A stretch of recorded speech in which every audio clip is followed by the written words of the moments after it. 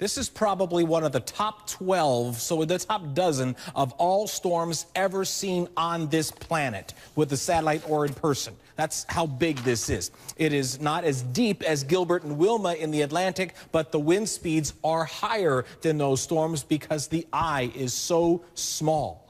This is just the most incredible picture I can show you. That this eye right there, it reminds me of Andrew slamming into South Florida as the eye of Andrew got smaller and smaller. Now, Andrew's eye was the most important part of that storm because that's where the big winds were, 150, 160 miles per hour. This storm is Sandy size in width. This is the entire country of the Philippines. And so there's a lot of bubble here. There's a lot of water under this storm. There's going to be storm surge.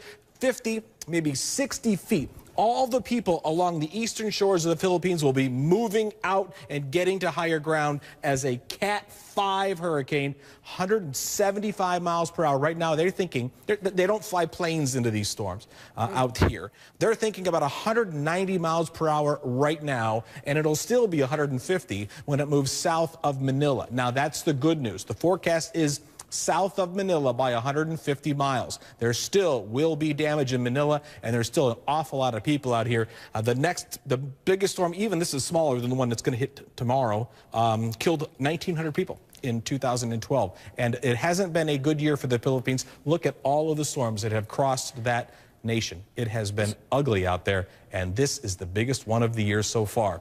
So that's why we say it's always typhoon season, even though there comes an end of hurricane season out here in the Pacific. Yeah, sure. The waters stay warm, and it can be a typhoon any month of the year, Susan. Chad, is there anything, I mean, in light of the fact that we've got this warning, we know it's coming, is there anything that people can do there? Because I imagine that the damage could be extraordinary if people don't pay attention, at least don't prepare for what is going to hit them. Well, the good news is, if there is any, is that this area here is not as populated as Luzon up into Manila. This is where the real densely populated area would be. We will lose people no matter what you can do. This is almost at some point for some people on these islands an unsurvivable storm. They want to get on the opposite side of the island if they can, because all the upslope will make all the rain and there will be massive flooding. The winds, if you get a wind at 175 or 190 miles per hour, it doesn't even matter what kind of a building you have. It's going to sustain some damage. It's get low and stay out of the water. That's the big thing right now.